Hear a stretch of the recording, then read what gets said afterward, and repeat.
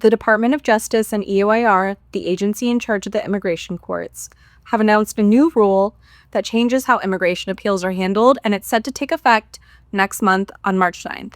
First, the appeals deadline has been drastically reduced. Under current practice, most people have 30 days to file their appeal after an immigration judge's decision, but under the new rule, that deadline drops to just 10 days.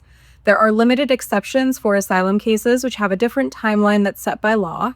But for most people, this means a lot less time to find a lawyer and to prepare and file the appeal before the clock runs out. Second, appellate review is now discretionary. In the old system, once you filed a notice of appeal, the BIA typically reviewed your case on the merits.